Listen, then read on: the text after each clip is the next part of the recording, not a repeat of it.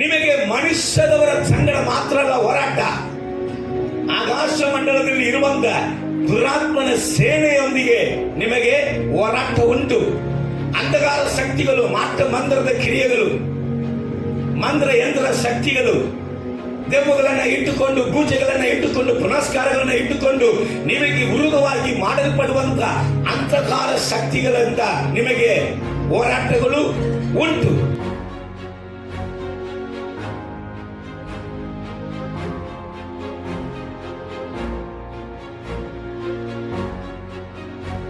ರಾಜತ್ವದ ಹೋರಾಟ ಉಂಟು. ಅಧಿಕಾರ ಎಂಬುದಾದ ಅಶುದ್ಧ ಆತ್ಮನ ಹೋರಾಟ ಉಂಟು. ಇವುಗಳೆಲ್ಲವನ್ನು ಕೂಡ ನೀವು ಜಯಿಸಿ ಜಯಶಾಲಿಯಾಗಿ ನಿಲ್ಲುವುದಕ್ಕೆ ನಾನು ನಿಮಗೆ ಏನು ಕೊಡುತ್ತೇನೆ? ಸರ್ವಾಯುಧವನ್ನ ಕೊಡುತ್ತೇನೆ. ಹಲ್ಲೆಲೂಯ.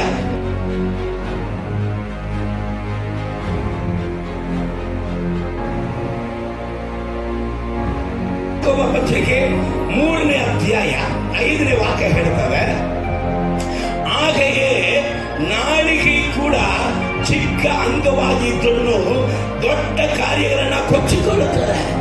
ಏನ್ ಮಾಡ್ತದೆ?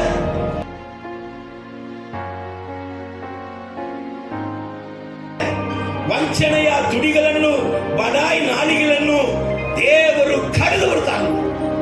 ವಂಚನೆಯ ತುಡಿಗಳನ್ನು, ಬಡಾಯಿ ನಾಲಿಗೆಗಳನ್ನು ದೇವರು ಹದ ಮಾಡುತ್ತಾನೆ. ಒಂದು ಪೇತ್ರ 5:5 ಆಯಿತು, ಯಾಕೋಬ ಪತ್ರಿಕೆ 4:6 ಆಯಿತು. ಹೇಳ್ತಾ ಇದೆ, ಅಹಂಕಾರಿಗಳನ್ನ ದೇವರು ಎದುರಿಸುತ್ತಾರೆ.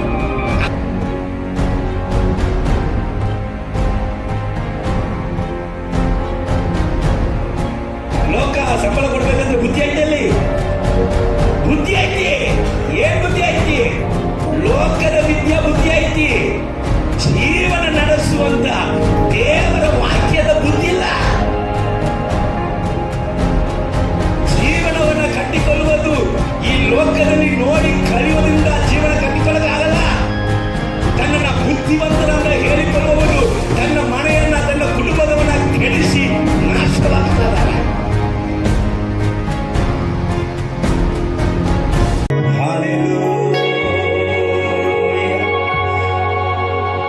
ಕುಂಬಾರನೇ ಕುಂಬಾರನೇ ಸೃಷ್ಟಿಗೆ ನಾಯಕನೇ, ಜಡಿ ಮಣ್ಣಾದ ನನ್ನನು ದೃಷ್ಟಿಸಿ ನೋಡಯ್ಯ.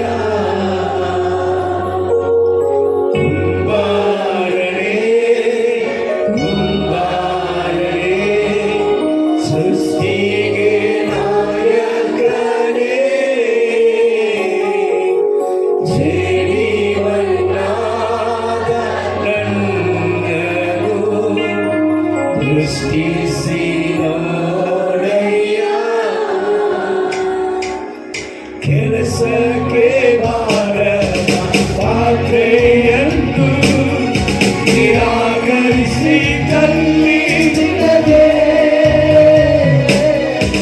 ತುಂಬಿ ತುಳುಕುವ ಪಾತ್ರೆಯಾಗಿ ಪರಿವರ್ತಿಸಯ್ಯ.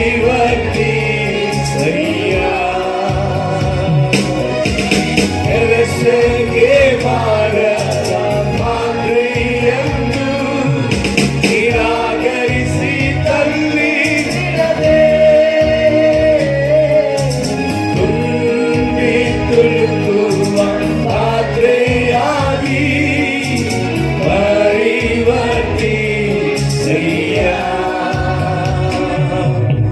ವೇದದಲ್ಲಿ ಕಾಣುವ ಪಾತ್ರೆಯಲ್ಲ ಯೇಸುವೈ ಸ್ತುತಿಸುತ್ತದೆ. ನನ್ನನ್ನು ಆರಿಸಿ ಪಾತ್ರೆಯಾಗಿ ಪರಿವರ್ತಿಸಯ್ಯ. ಎಷ್ಟು ಜನ ಕೇಳುತ್ತೀರಿ? ವೇದದಲ್ಲಿ ಕಾಣುವ ಪಾತ್ರೆಯಲ್ಲ ಯೇಸುವೈ ಸ್ತುತಿಸುತ್ತದೆ. ನನ್ನನ್ನು ಆರಿಸಿ ಪಾತ್ರೆಯಾಗಿ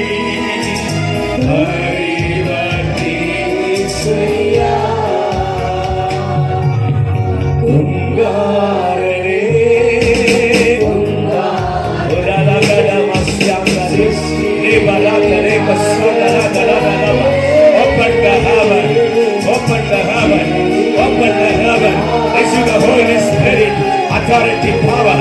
Receive the Holy Spirit, authority, power. The new anointing, the new anointing, the new oil.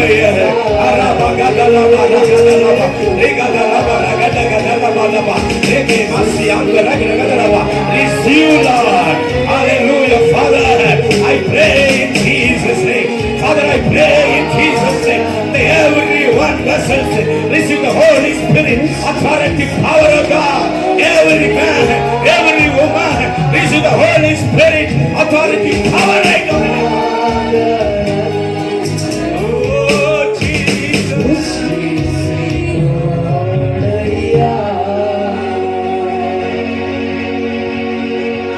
ಯೇಸುವಿನ ನಾಮದಲ್ಲಿ ಆಮೆನ್. ಹಲ್ಲೆಲೂಯಾ. ಕಳೆದ 2 ವಾರವಾಗಿ ಕರ್ತನು ಒಂದು ಸಂದೇಶವನ್ನ ನಮ್ಮ ಬಳಿಯಲ್ಲಿ ಮಾತಾಡ್ತಾ ಇದ್ದಾನೆ. ಆ ಸಂದೇಶದ ಆಧಾರ ವಾಕ್ಯವನ್ನ ಮೊದಲನೇ ವಾರದಲ್ಲಿ ಈ ರೀತಿಯಾಗಿ ನಾವು ನೋಡಿದ್ದೇವೆ. ರೋಮರ್ ಪತ್ರಿಕೆ 8:22 ಆತನ ಪ್ರೀತಿಸುವವರ ಹಿತಕ್ಕಾಗಿ ಎಲ್ಲವೂ ಅನುಕೂಲವಾಗುತ್ತೆ.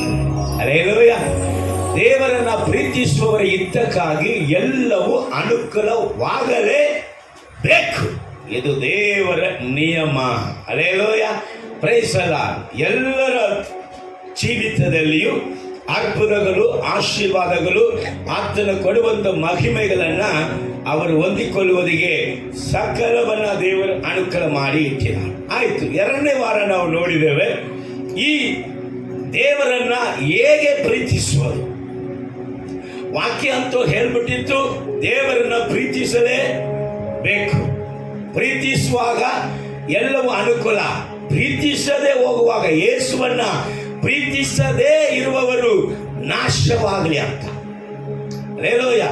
ನಾವು ಬದುಕಬೇಕಂದ್ರೆ, ಆಶೀರ್ವಾದ ಹೊಂದಬೇಕಂದ್ರೆ ಅದರಲ್ಲಿ ಯಾವ ಎಸ್ಕೇಪ್ ಆಗೋದಕ್ಕೆ ಸಾಧ್ಯವೇ ಇಲ್ಲ.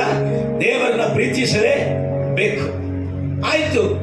ಆದ್ರೆ ದೇವರನ್ನ ಹೇಗೆ ಪ್ರೀತಿಸುವುದು? ಲೋಕ ಒಂದು ರೀತಿಯಲ್ಲಿ ಪ್ರೀತಿಸುತ್ತದೆ. ದೇವರ ಜನರು ತನ್ನ ದೇವರನ್ನ ಹೇಗೆ ಪ್ರೀತಿಸಬೇಕು ಎಂಬುದಾಗಿ ಅದಕ್ಕೆ ಆಧಾರವಾದ ಒಂದು ಮಾತಿನಿಂದ ದೇವರು ಮಾತಾಡಿದರು. ಧರ್ಮೋಪದೇಶ ಕಾಂಡ 6ನೇ ಅಧ್ಯಾಯ 5ನೇ ವಾಕ್ಯ, ದೇವರನ್ನ ಪೂರ್ಣ ಹೃದಯದಿಂದ, ಪೂರ್ಣ ಪ್ರಾಣದಿಂದ, ಪೂರ್ಣ ಶಕ್ತಿಯಿಂದ ದೇವರನ್ನ ಪ್ರೀತಿಸಬೇಕು ಎಂಬುದಾಗಿ. ಹಲ್ಲೆಲೂಯಾ. Praise the Lord. ಅದರ ಕಾರ್ಯಗಳನ್ನ ನಾವು ನೋಡಿದ್ದೇವೆ. ಸರಿ, ಈಗ ಸತ್ಯವೇದದಲ್ಲಿ ಒಂದು ಕಾರ್ಯಗಳನ್ನ ನಾವು ನೋಡುವುದಕ್ಕೆ ಸಾಧ್ಯ. ಏನಂದ್ರೆ, ಈ ಲೋಕದಲ್ಲಿ ದೇವರನ್ನ ಪ್ರೀತಿಸುವವರಿಗೆ ಅನೇಕ ರೀತಿಯಾದ ವಿರೋಧತ್ವಗಳು ಉಂಟು. ಏನುಂಟು? ಅನೇಕ ರೀತಿಯಾದ ವಿರೋಧತ್ವಗಳು ಉಂಟು.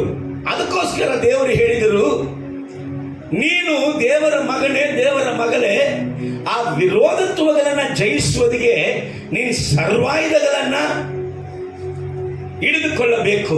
ನಾನು ನಿನಗೆ ಸರ್ವಾಯುಧವನ್ನ ಕೊಡುತ್ತೇನೆ ಎಂಬುದಾಗಿ. ಸೊ ಲೋಕದಲ್ಲಿ ದೇವರ ಮಕ್ಕಳಿಗೆ ಅನೇಕ ವಿರೋಧತ್ವಗಳು ಉಂಟು ಕರೆ, ಆದರೆ ಲೋಕವು ದೇವರ ಮಕ್ಕಳನ್ನ ಎಂದಿಗೂ ಜಯಿಸಕ್ಕಾಗುವುದಿಲ್ಲ. ಹಲ್ಲೆಲೂಯಾ. ದೇವರ ಮಕ್ಕಳೇ ಲೋಕವನ್ನು ಜಯಿಸುತ್ತಾರೆ. ನೀವು ಲೂಕನ ಬರೆದ ಸುವಾರ್ತೆ 10ನೇ ಅಧ್ಯಾಯ 19ನೇ ವಾಕ್ಯವನ್ನು ಓದಿ ನೋಡುವುದಾದರೆ ದೇವರು ಹೇಳಿದರು, ಸೈತಾನ ಸಕಲ ಕ್ರಿಯೆಗಳನ್ನ ನೀನು ಜಯಿಸುತ್ತಿ, ಅವುಗಳು ನಿನಗೆ ವಿರುದ್ಧವಾಗಿ ಯಾವ ಕೇಡು ಮಾಡುವುದಕ್ಕೆ ಅದಕ್ಕೆ ಅಧಿಕಾರ ಇಲ್ಲ.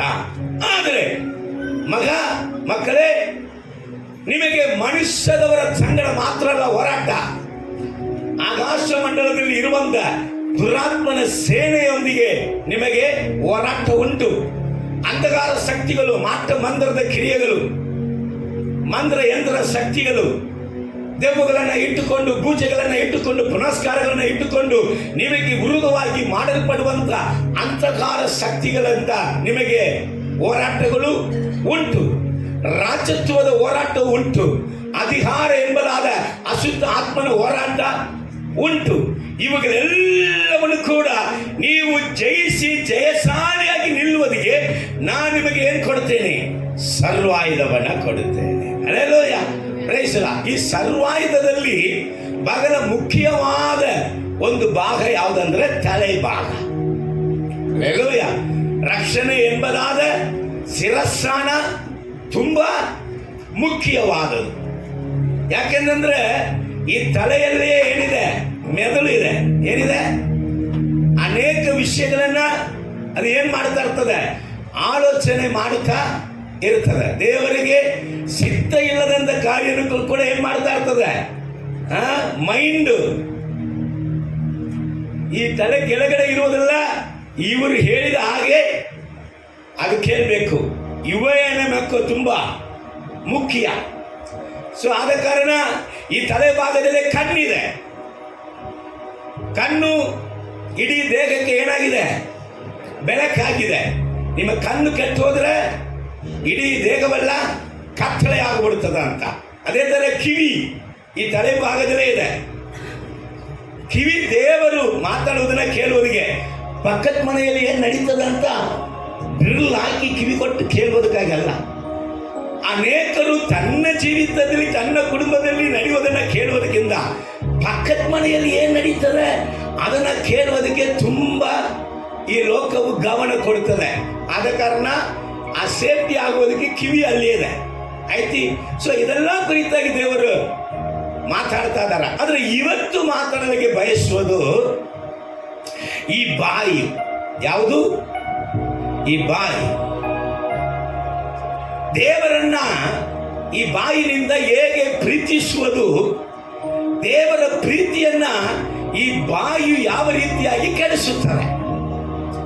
ವಾಕ್ಯ ಹೇಳ್ತದೆ, ಜೀವವು ಮರಣವು ಎಲ್ಲೈತಿ? ನಾಲಿಗೆಯಲ್ಲಿ ಆಯ್ತು.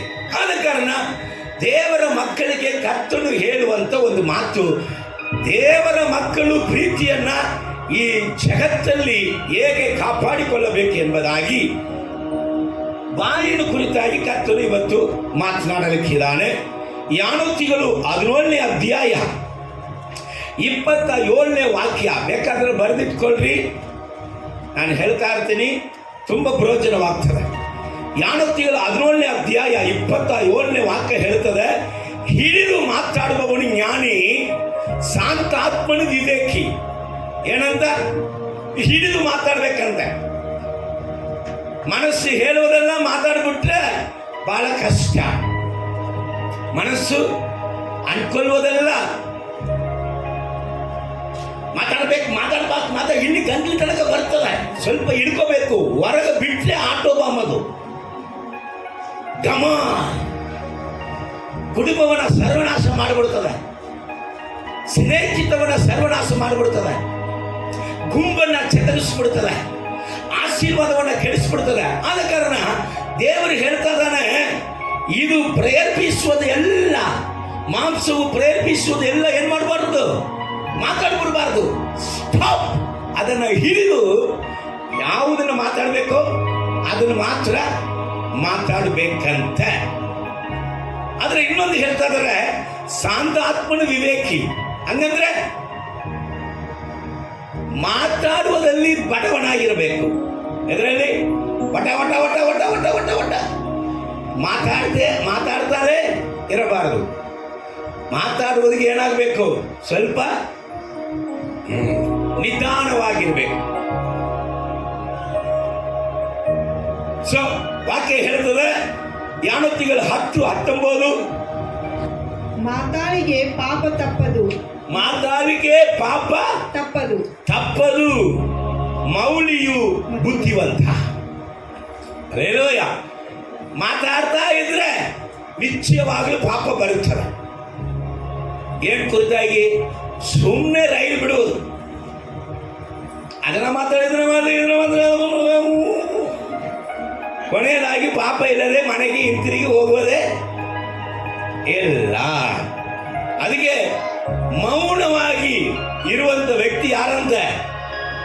ಬುದ್ಧಿವಂತ. ಯಾಕೆ ಈ ವಾಕ್ಯ ಹೇಳ್ತದಂದ್ರೆ, ಈ ನಾಡಿಗೆ ಬಹಳ ಮೋಸವಾದದು. ಅದನ್ನ ಬಿಟ್ಬಿಟ್ರೆ ಯಾರ ಮನಸ್ಸನ್ನು ಅದು ನೋಯಿಸ್ಬಿಡ್ತದೆ. ಅದಕ್ಕೆ ಗೊತ್ತಾಗೋದಿಲ್ಲ. ಗೇಲಿ ಮಾತಾಡ್ತಾ ಇರ್ತಾರೆ ಹುಡುಗರು, ಗೇಲಿ ಮಾತಾಡ್ತಾರೆ. ಆದರೆ ಒಬ್ಬನ ಮನಸ್ಸು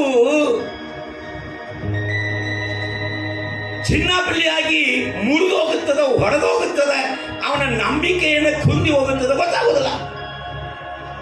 ಮಾತಾಡಕ ಬಿಟ್ರೆ ಇವರು ಸುಮ್ಮನೆ ಮಾತಾಡೋದು. ಅದರ ವಾಕ್ಯ ಹೇಳ್ತದೆ, ದೇವರು ಹೇಳ್ತಾರೆ, ನಿಮ್ಮಲ್ಲಿ ಈ ಚಿಕ್ಕವನಲ್ಲಿ ಒಬ್ಬನು ನಿಮ್ಮಿಂದ ಹಿಂಜಾರುವುದಾದರೆ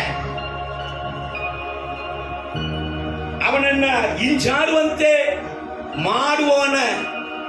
ಮಾಡುವವನನ್ನ ಬೀಸು ಕಲ್ಲಲ್ಲಿ ಕಟ್ಟಿ ಸಮುದ್ರದ ಮಧ್ಯದಲ್ಲಿ ಹೋಗಿ ಅವನನ್ನು ಮುಳುಗಿಸುವುದು ಸುಲಭ. ಬೀಸು ಕಲ್ಲಲ್ಲಿ ಕಟ್ಟಿ ಸಮುದ್ರದಲ್ಲಿ ಮಧ್ಯದಲ್ಲಿ ಹೋಗಿ ಹಾಕುವುದು ಅವನಿಗೆ ಸುಲಭವಾದ ಒಂದು ಸಣ್ಣ ಶಿಕ್ಷೆ ಅಂತೆ. ಅದಕ್ಕಿಂತ ದೊಡ್ಡ ಶಿಕ್ಷೆ ಉಂಟಾಗುತ್ತದಂತೆ. ಆದ ಕಾರಣ ನೀವು ಮಾತಾಡ್ತಾ ಇರುವಾಗಲೇ, ಲೋಕದ ಮಾತು ಹೊರಡಿ ಬರ್ತಾ ಇರುವಾಗಲೇ, ಆತ್ಮೀಯನಿಗೆ ಲೋಕದ ಕಾರ್ಯ ಹೊರಡಿ ಬರ್ತಾ ಇರುವಾಗಲೇ ಒಳಗಡೆ ಅದನ್ನು ಸ್ಟಾಪ್ ಮಾಡುವಂತ ವಿವೇಕವೂ ಇರಬೇಕು. ಇಲ್ಲದಿದ್ರೆ ನೀನು ಮನೆಗೆ ಹೋಗುವಾಗ ಪಾಪಿಯಾಗಿ ಮನೆಗೆ ಹೋಗ್ತಿ. ರೇಲೋಯ ಅಂತ ವಾಕ್ಯ ನಮಗೆ ಹೇಳುತ್ತದೆ. ಈಗ ನಾವು ಇವತ್ತು ಧ್ಯಾನಿಸಲಿಕ್ಕಿರುವಂತ ಒಂದು ಪತ್ರಿಕೆ ಯಾಕೋಬ ಪತ್ರಿಕೆ 3ನೇ ಅಧ್ಯಾಯವನ್ನ ನಾವು ಧ್ಯಾನಿಸುತ್ತೇವೆ. ಈ 3ನೇ ಅಧ್ಯಾಯ 3ನೇ ವಾಕ್ಯ ಈ ರೀತಿಯಾಗಿ ಹೇಳುತ್ತದೆ.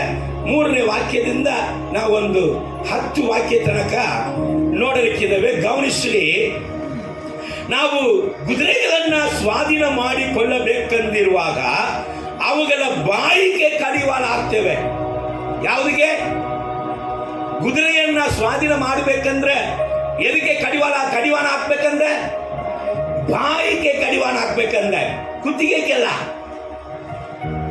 ಕಾದಕ್ಕಲ್ಲ. ಎಲ್ಲಿ ಕಡಿವಾಳ ಹಾಕ್ಬೇಕಂದ್ರೆ ಬಾಯಿಗೆ ಕಡಿವಾಳ ಹಾಕ್ಬೇಕಂತೆ. ಆವಾಗ ಏನಾಗುತ್ತದೆ, ಆ ಬಾಯಿಗೆ ಕಡಿವಾಣ ಹಾಕುವಾಗ ಆಗ ಅವುಗಳ ದೇಹವನ್ನೆಲ್ಲ ತಿರುಗಿಸುವುದಿಗೆ ಸಾಧ್ಯವಾಗುತ್ತದೆ. ಹಲ್ಲೆಲೂಯಾ.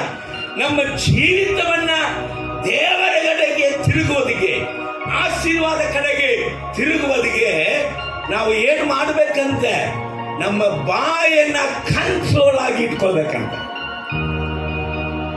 ಯಾರ ಹತ್ರ ಹೇಗೆ ಮಾತಾಡಬೇಕೆಂಬುದಾಗಿ ನಮಗೆ ಕಂಟ್ರೋಲ್ ಇರಬೇಕು. ತಂದೆ ತಾಯಿ ಹತ್ರ ಹೇಗೆ ಮಾತಾಡಬೇಕೆಂಬುದಾಗಿ ಕಂಟ್ರೋಲ್ ಇರಬೇಕು. ನಮಗೆ ಬೋಧಿಸುವಂತ, ಉಪದೇಶಿಸುವಂತ ಉಪದೇಶಕನ ಬಳಿಯಲ್ಲಿ ಹೇಗೆ ಮಾತಾಡಬೇಕಂತ ಕಂಟ್ರೋಲ್ ಇರಬೇಕು. ಶಾಲೆಯಲ್ಲಿ ವಿದ್ಯಾವಂತರ ಟೀಚರ್ಸ್ ಬಳಿಯಲ್ಲಿ ಹೇಗೆ ಮಾತಾಡಬೇಕಂತ ಕಂಟ್ರೋಲ್ ಇರಬೇಕು. ನಮಗಿಂತ ವಯಸ್ಸಿಗೆ ದೊಡ್ಡವರ ಬಳಿಯಲ್ಲಿ, ಅಂಕಲ್ ಬಳಿಯಲ್ಲಿ, ಆಂಟಿ ಬಳಿಯಲ್ಲಿ ಹೇಗೆ ಮಾತಾಡಬೇಕಂತ ಬಾಯಿಗೆ ಕಂಟ್ರೋಲ್ ಇರಬೇಕು. ಅದಕ್ಕೆ ನಾಲಿಗೆಗೆ ನರ ಇಲ್ಲ. ನರ ಇಲ್ಲದಂತ ನಾಲಿಗೆ ಹೆಂಗ್ ಬೇಕಾದ್ರೂ ಮಾತಾಡ್ಬಿಡಬಾರದು. ಮಾತಾಡಿದ್ರೆ ಏನಾಗುತ್ತದಂತೆ, ಆಶೀರ್ವಾದ ನಮ್ಮ ಜೀವಿತದಲ್ಲಿ ಕೆಟ್ಟು ಹೋಗುತ್ತದಂತ ದೇವರು ಹೇಳುವಂತ ಮಾತನ್ನ ಗಮನಿಸಿ. ಯಾಣೋಕ್ತಿಗಳ 13:3 ಹೇಳುತ್ತದೆ, ಬಾಯನ್ನ ಕಾಯುವವನು ಜೀವವನ್ನು ಕಾಯ್ತಾನೆ. Hallelujah, praise the lord. ಎದನ್ನ ಕಾಯುವವನು? ಕುಟುಂಬವನ್ನು ಕಾಯ್ತಾನೆ, ಗಂಡ ಹೆಂಡತಿ ಸಂಬಂಧವನ್ನು ಕಾಯ್ತಾನೆ, ಸಹೋದರ ಸಹೋದರಿಯ ಸಂಬಂಧವನ್ನು ಕಾಯ್ತಾನೆ, ಚರ್ಚ್ ಫೆಲೋಶಿಪ್ ಅನ್ನ ಕಾಯ್ತಾನೆ. Hallelujah, praise the lord. ಸಹೋದರರ ಒಡನಾಟವನ್ನು ಕಾಯ್ತಾನೆ, ಸಹೋದರಿಯ ಒಡನಾಟವನ್ನು ಕಾಯ್ತಾನೆ. ಯಾರು? ಬಾಯನ್ನ ಏನ್ ಮಾಡಬೇಕಂತೆ, ಕಂಟ್ರೋಲ್ ಅಲ್ಲಿ ಕಾಯುವವನು. ನಮ್ಮ ಬಾಯನ್ನ ನಾವು ಕಾಯಬೇಕು. ಅದು ಇಷ್ಟಕ್ಕೆ ಅದನ್ನ ಏನ್ ಮಾಡಬಾರದಂತೆ, ಬಿಡಬಾರದು ಎಂಬುದಾಗಿ ಹೇಳ್ತದೆ. ಈಗ ಯಾಕೋಬ ಪತ್ರಿಕೆ 3ನೇ ಅಧ್ಯಾಯ 4ನೇ ವಾಕ್ಯ ನೋಡ್ರಿ. ಈಗ ಹೇಳ್ತಾ ಇದ್ದಾನೆ, ಒಂದು ಎಕ್ಸಾಂಪಲ್ ಹೇಳ್ತಾನೆ. ಹಡಗನ್ನ ನೋಡ್ರಿ, ಅವು ಬಹು ದೊಡ್ಡವು. ಯಾವುದು? ನಿಮ್ಮ ಜೀವನದ ಹಡಗು, ನಿಮ್ಮ ಸೇವೆಯ ಹಡಗು, ನಿಮ್ಮ ದರ್ಶನದ ಹಡಗು, ನಿಮ್ಮ ಸಭೆ ಎಂಬುದಾದ ಹಡಗು ಬಹು ದೊಡ್ಡವು. ನಿಮ್ಮ ಆಶೀರ್ವಾದ ಎಂಬುದಾದ ಹಡಗು ಬಹು ದೊಡ್ಡವು. ಆದರೆ ಬಲವಾದ ಗಾಳಿಯಿಂದ ಬಡಿಸಿಕೊಂಡು ಹೋಗುತ್ತದೆ, ಆದರೂ ನಡೆಸುವವನು ಬಹು ಸಣ್ಣ ಸುಖಾರಿಯಿಂದ ಅವುಗಳನ್ನ ತನ್ನ ಮನಸ್ಸಿಗೆ ಬಂದ ಕಡೆ ನಡೆಸುತ್ತಾನೆ. ದೊಡ್ಡ ಹಡಗನ್ನ ತನ್ನ ಮನಸ್ಸಿಗೆ ಬಂದ ಕಡೆ ಯಾವುದರಿಂದ ನಡೆಸುತ್ತಾನೆ? ಸಣ್ಣ ಚುಕ್ಕಾಣಿ ಅಂತ. ಅಲ್ಲೇಲೂಯ. ಆದ ಕಾರಣ ಮನಸ್ಸಿಗೆ ಬಂದಂಗೆ ನಾವು ನಾಲಿಗೆಯನ್ನ ಬಿಟ್ಟು ಬಿಡಬಾರದು. ನಾಲಿಗೆ ಯಾವ ದಿಕ್ಕಿನಲ್ಲಿ ಹೋಗುತ್ತದೋ ಆ ದಿಕ್ಕಿನಲ್ಲಿಯೇ ಮತ್ತೆ ಆಶೀರ್ವಾದವೂ ಇರ್ತದೆ. Hallelujah, praise the Lord. ಮನಸ್ಸಿಗೆ ಬಂದಂತ ದಿಕ್ಕಿನಲ್ಲಿ ಸಣ್ಣ ಚುಕ್ಕಾಣಿಯಿಂದ ಏನ್ ಮಾಡ್ತಾ ಇದ್ದಾನೆ? ದೊಡ್ಡ ಹಡಗನ್ನೇ ತಿರುಗಿಸ್ಬಿಡ್ತಾನೆ. ಈಗ ದೇವರ ಮಕ್ಕಳಾಗಿರುವಂತ ನಾವು ದೇವರ ಆಶೀರ್ವಾದವನ್ನ ಈ ಬಾಯಿನಿಂದ ನಾವು ಕೊಂಡುಕೊಳ್ಳಕ್ಕಾಗುತ್ತದೆ. ದೇವರನ್ನ ಸ್ತುತಿಸುವಾಗ ವಾಕ್ಯ ಹೇಳ್ತದೆ, ಸ್ತುತಿ ಹೆಚ್ಚಾಗುವಾಗ ಕೃಪೆ ಹೆಚ್ಚಾಗುತ್ತದೆ.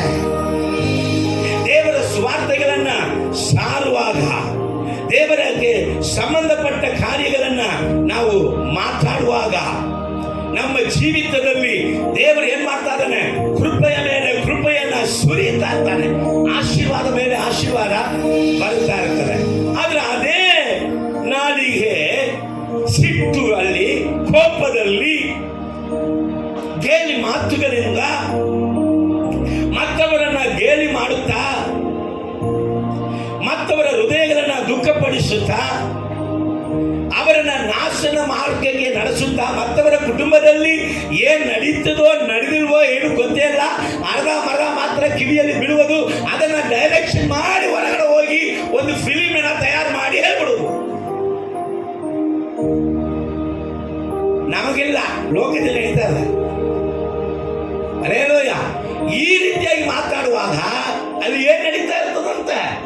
ಅಲ್ಲಿ ನಾಶನ ಮಾರ್ಗ. ಹಲ್ಲೆಲೂಯ. ಜೀವವು ಮರಣವು ಎಲ್ಲಿದೆ? ನಾಲಿಗೆಯಲ್ಲಿ. ನಾಲಿಗೆಯನ್ನ ಮನಸ್ಸು ಬಂದಂಗೆ ಮಾತಾಡಕ್ಕೆ ಬಿಡಬಾರ್ದು. ಅದನ್ನ ಯಾವ ದಿಕ್ಕಿಗೆ, ಆಶೀರ್ವಾದ ದಿಕ್ಕಿಗೆ ಒಲಿಸಿದ್ರೆ ಅದು ಆಶೀರ್ವಾದ ದಿಕ್ಕಿಗೆ ಕರ್ಕೊಂಡು ಹೋಗುತ್ತದೆ. ಅದನ್ನ ನಾಶನ ದಿಕ್ಕಿನಲ್ಲಿ ಅದನ್ನ ನಡೆಯುವುದಕ್ಕೆ ಬಿಟ್ಟರೆ ಅದು ನಾಶನ ದಿಕ್ಕಿಗೆ ಕರ್ಕೊಂಡು ಹೋಗುತ್ತದೆ. ಇಸ್ರಾಯೇಲರ ಜನರು ಅವರ ಮಾತು ದೇವರನ್ನ ಬಹಳವಾಗಿ ದುಃಖಪಡಿಸಿತು.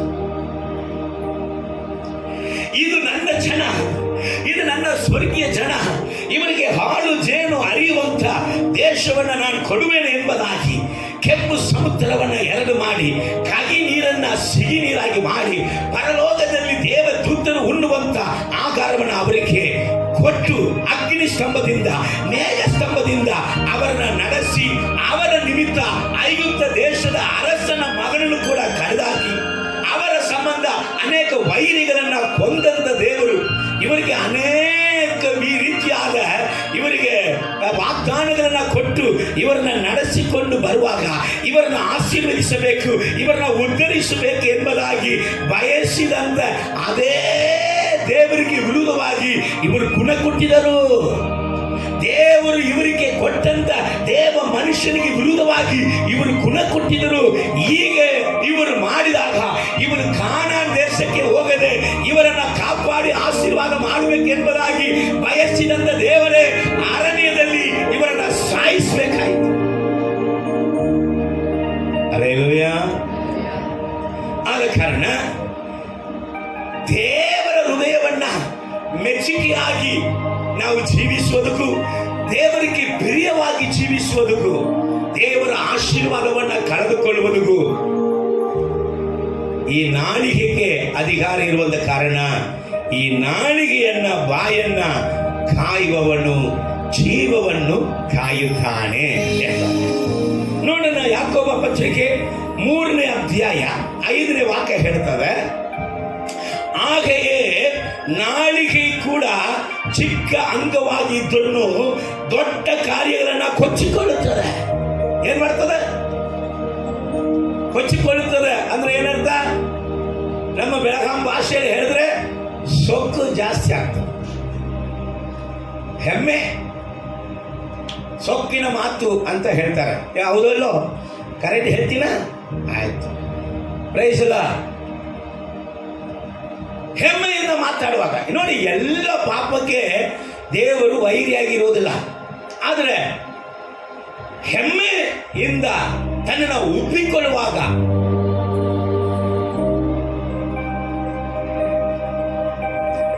ಅವರ ಮಾತಿನಿಂದ, ಹೆಮ್ಮೆಯಾದ ಮಾತುಗಳನ್ನ ವಾಕ್ಯ ಹೇಳ್ತದೆ. ಯಾಕೋಬ ಸಂಕೀರ್ತನೆ 12ನೇ ಅಧ್ಯಾಯ 3ನೇ ವಾಕ್ಯ ಹೇಳ್ತದೆ, ವಂಚನೆಯ ತುಡಿಗಳನ್ನು, ಬಡಾಯಿ ನಾಲಿಗೆಗಳನ್ನು ದೇವರು ಕಡಿದು ಬಿಡ್ತಾನೆ.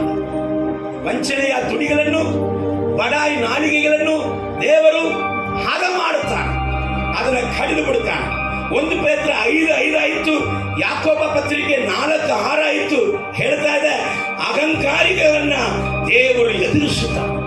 ಅಹಂಕಾರ ಮಾತು, ಅಹಂಕಾರದಿಂದ ಮಾತಾಡುವಾಗ ತಮಿಳ್ ಬೈಬಲ್ ಹೇಳ್ತದೆ, ಹೆಮ್ಮೆ ಉಳ್ಳವರಿಗೆ ದೇವರು ವಿರೋಧಿ. ದೇವರು ವಿರೋಧಿ ಆಗಿದ ಮೇಲೆ ಈ ಭೂಮಿಯಲ್ಲಿ ಯಾರು ನಮ್ಮನ್ನ ಸಾಕಕ್ಕೆ, ಯಾರು ನಮ್ಮನ್ನ ಕಾಯಕ್ಕೆ, ಯಾರು ನಮ್ಮನ್ನ ಕಾಪಾಡುವುದಕ್ಕೆ ಸಾಧ್ಯ? ಅದಕ್ಕೋಸ್ಕರ ದೇವರ ಮಕ್ಕಳೇ, ನಿಮ್ಮ ಆಶೀರ್ವಾದಕ್ಕಾಗಿ ಇನ್ನು ಅಲ್ಲಿ ದೇವರ ವಾಕ್ಯವನ್ನು ಹೇಳುತ್ತಾರೆ.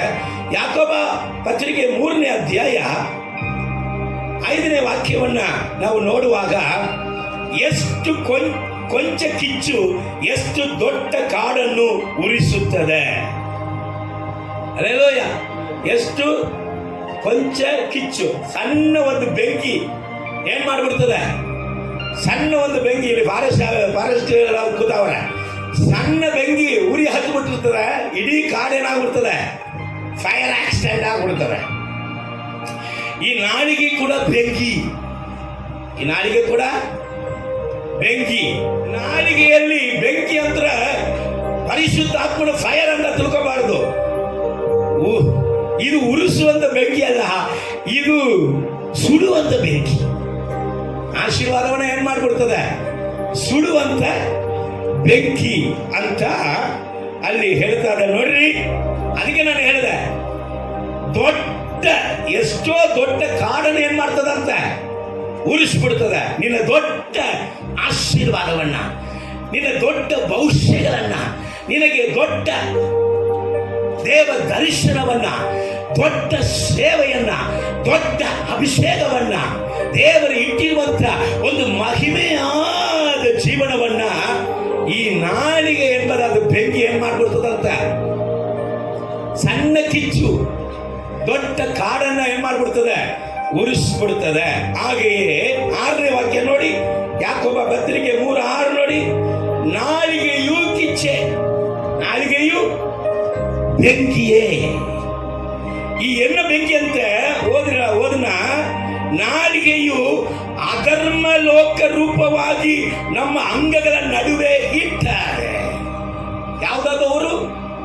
ಅಧರ್ಮ ಲೋಕದ ರೂಪವಾಗಿ ನಮ್ಮ ಅಂಗಗಳ ನಡುವೆ ಇಟ್ಟರೆ. ಇದು ಮೋಸ ಲೋಕದ ಆಫೀಸ್. ಯಾವ ಆಫೀಸ್ ಅದು? ಅಧರ್ಮ ಲೋಕದ ಡಿಪಾರ್ಟ್ಮೆಂಟ್.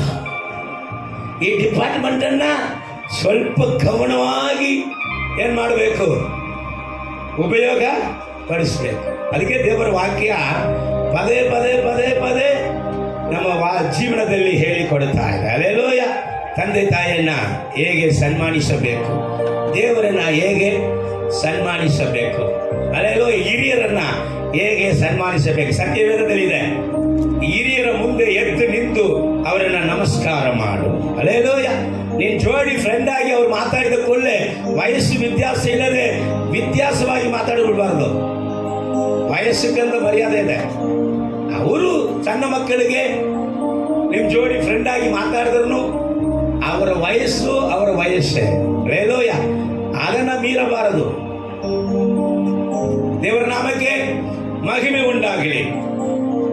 ಅದು ಏನ್ ಮಾಡ್ತದ? ನಾಲಿಗೆ ಅದು ದೇಹವನ್ನೆಲ್ಲ ಕೆಡಿಸುತ್ತದೆ, ತಾನೇ ನರಕದಿಂದ ಬೆಂಕಿ ಹತ್ತಿಸಿಕೊಳ್ಳುತ್ತಾ ಪ್ರಪಂಚವೆಂಬ ಸಕ್ಕರಕ್ಕೆ ಬೆಂಕಿ ಹಚ್ಚಿಸುತ್ತದೆ.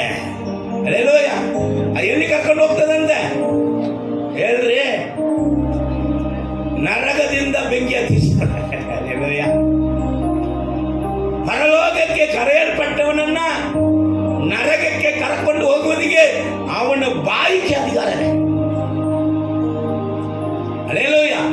ಪ್ರವಾದನೆ ನುಡಿದವನನ್ನ ಪರಲೋಕ ಕರ್ಕೊಂಡು ಹೋಗದೆ ಪ್ರವಾದನೆ ನುಡಿದಂತ ವ್ಯಕ್ತಿಯನ್ನೇ ನರಕಕ್ಕೆ ಕರ್ಕೊಂಡು ಹೋಗುವುದಿಗೆ ಅವನ ಬಾಯಿಗೆ ಅಧಿಕಾರ ಇದೆ. ಏನ್ರಿ ಹಿಂಗಂತೀರಂತ ಕೇಳ್ತೀರಾ? ಸೌಲನು ಪ್ರವಾದಿಗಳ ಮಧ್ಯದಲ್ಲಿ ಹೋಗುವಾಗ ಪ್ರವಾದಿಸಿದ, ಆದರೆ ತನ್ನ ಸ್ವಂತ ಮಗನನ್ನ ಒಳಸ್ಪೈಗಳ ಅಂತ ಬೈತಾರ. ತನ್ನ ಅಳಿಯನನ್ನ ಕೊಲೆ ಮಾಡುವುದಕ್ಕೆ ಒಳಸ್ಪೈಗಳಿಂದ ಬೈತಾರ. ಪ್ರವಾದನೆ ಅಭಿಷೇಕ ಹೊಂದಿದವನು ನಾಡಿಗೆ ಸರಿ ಇಲ್ಲದಂತ ಕಾರಣ ಅವನು ಪರಲೋಕಕ್ಕೆ ಹೋಗಲಿಲ್ಲ, ನರಕಕ್ಕೆ ಅವನನ್ನು ಅದು ಕರ್ಕೊಂಡು ಹೋಗಿತ್ತು. ಪ್ರವಾದಿಸಿದಂತ ಪ್ರವಾದಿಯ ಒಳಗಡೆ ದೇವರಿಂದ ಕಲಿಸಲ್ಪಟ್ಟಂತ ದುರಾತ್ಮನ ಒಳಗಡೆ ನುಗ್ಗಿತ್ತು. ಕಾರಣ ದೇವರನ್ನ ಸ್ತೋತ್ರಿಸಿ ಸ್ತುತಿಸಿ ದೇವರ ಮಾತುಗಳನ್ನು ಹಾಡುವಂತ ಪ್ರವಾದಿ ತನ್ನ ಬಾಯನ್ನ ವಲಸ್ಸಿನ ಮಾತುಗಳಿಗೆ ಒಪ್ಪಿಸಿಕೊಟ್ಟಂತ ಕಾರಣ. ಹಲ್ಲೆಲೂಯಾ. ಇನ್ನು ನೋಡೋಣ ಯಾಕೋಬನ ಪ್ರವಾದನೆ ಪುಸ್ತಕ 3ನೇ ಅಧ್ಯಾಯ 7ನೇ ವಾಕ್ಯ 8ನೇ ವಾಕ್ಯ ಓದ್ ಮಗಳ. ನರಜಾತಿಯು ಸಕಲ ಜಾತಿಯ ಮೃಗ, ಪಕ್ಷಿ, ಕ್ರಿಮಿ, ಜಲಚರಗಳನ್ನು ಹತೋಟಿಗೆ ತರುವುದುಂಟು ಮತ್ತು ತಂದದ್ದುಂಟು. ಇದು ತುಂಬಾ ಮುಖ್ಯ, ಗಮನಿಸ್ರಿ. ಮನುಷ್ಯನು ನರಜಾತಿ ಏನ್ ಮಾಡ್ತಾನೆ? ಕಾಡಲ್ಲಿ ಇರುವಂತ ಸಿಂಹವನ್ನ ಹಿಡ್ಕೊಂಡ್ ಬಂದ್ಬಿಡ್ತಾನ.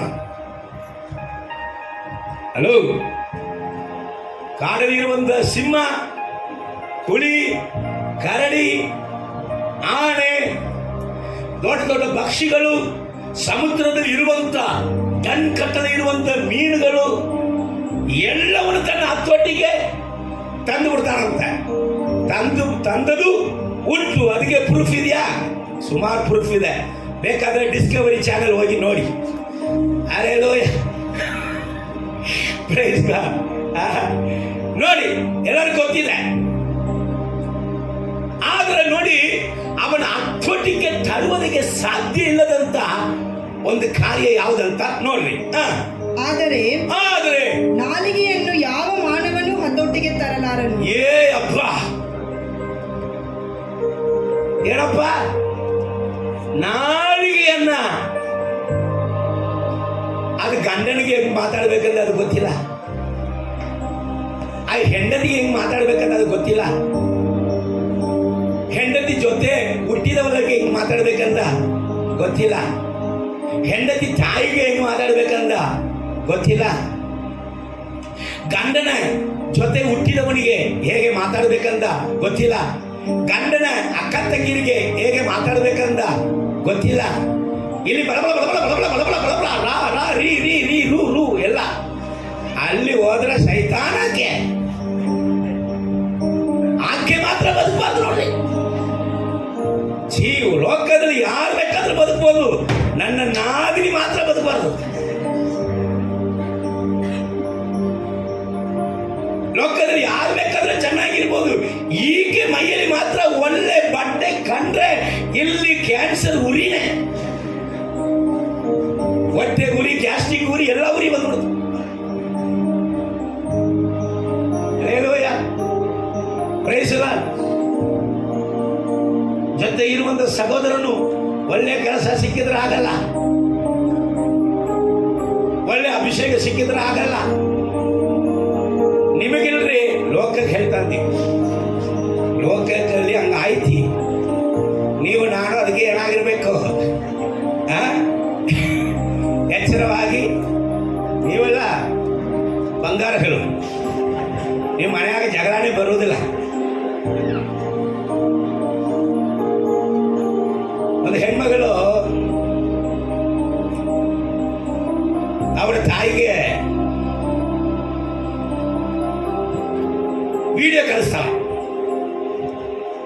ಮದುವೆ ಮಾಡಿ ಕೊಟ್ಟಂತ ದೋಷದಿಂದ ಗಂಡನ ಜೋಡಿ ಮಾತಾಡಿದ್ದದಿಂದ ಆಕೆ ತಾಯಿ ಜೋಡಿ ಮೊಬೈಲಲ್ಲಿ ಮಾತಾಡಿದೆ ಹೆಚ್ಚು. ಬರೀ ಮೊಬೈಲ್, ವಿಡಿಯೋ ಕಾಲ್, ಸಾಸಿವೆ ಕಾಲು ಹಾಕುವಾಗಲೂ ವಿಡಿಯೋ ಕಾಲ್, ಮೆಣಸಿನಕಾಯಿ ಕುಯ್ಯುವಾಗಲೂ ವಿಡಿಯೋ ಕಾಲ್, ಎಲ್ಲದಕ್ಕೂ ವಿಡಿಯೋ ಕಾಲ್. ಅಮ್ಮ ನೋಡಿ, ಅಮ್ಮ ನೋಡಿ. ಒಂದು ದಿವಸ ಆ ಗಂಡ ಬಡ್ದ್ಬಿಟ್ಟವನಂತೆ, ಅಮ್ಮ ನೋಡಿ ಅಮ್ಮ, ಇಲ್ಲಿ ಬರಲ್ಲ, ಇಲ್ಲಿ ಬರಲ್ಲ. ಆ ಗಂಡ ಹೇಳ್ತಾನೆ, ನಾನು ಬಡಿದಾರ ತೋರಿಸಿಲ್ಲ, ನೆನ್ನೆ ಆಕೆಗೆ ಮುತ್ತು ಕೊಟ್ಟಿನಲ್ಲ, ಅದು ಹೇಳ್ತಾ ನೋಡ್ರಿ. ದಿನ ಮುತ್ತು ಕೊಡ್ತಾ ಇದ್ದೀನಿ, ಒಂದೇ ದಿವಸ ಬಡ್ದು ಕೊಟ್ಟಿನಪ್ಪ, ಅದನ್ನು ಮಾತ್ರ ವಿಡಿಯೋ ಕಾಲ್ ತೋರಿಸ್ತಾಳ, ನಾನು ಮುತ್ತು ಕೊಟ್ಟಿದ್ದಲ್ಲ ತೋರಿಸ್ತಾಳ. ಹಲ್ಲೆಲೂಯಾ.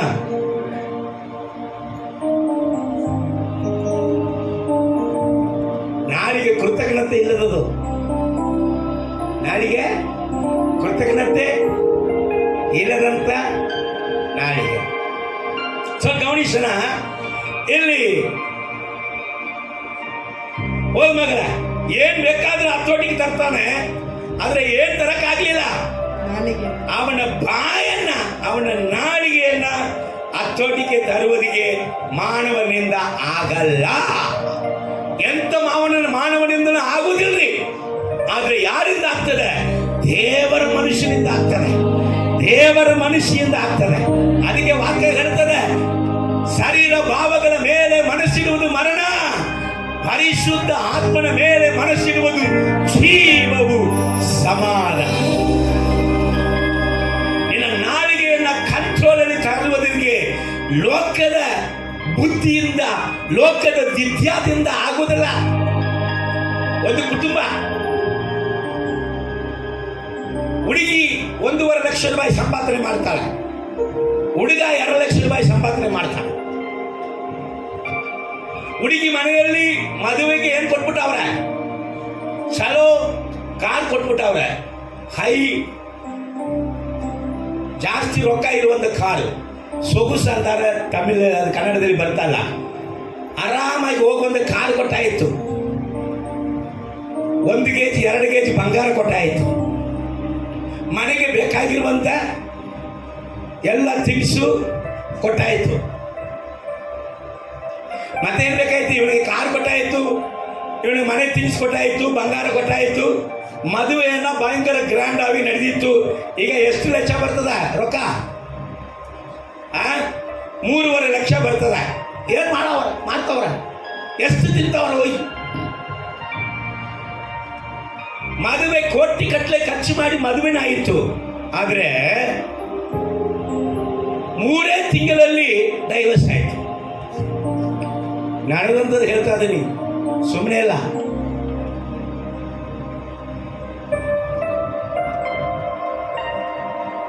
ಇವರು ಬುದ್ಧಿ ಇಲ್ಲದವರ? ಇವರು ಬುದ್ಧಿ ಇಲ್ಲದವರ? ಬುದ್ಧಿ ಇಲ್ಲದೆ ಇವರಿಗೆ 1.5 ಲಕ್ಷ ರೂಪಾಯಿ 2 ಲಕ್ಷ ರೂಪಾಯಿ ಸಂಬಳ ಕೊಡ್ತಾವ್ರ?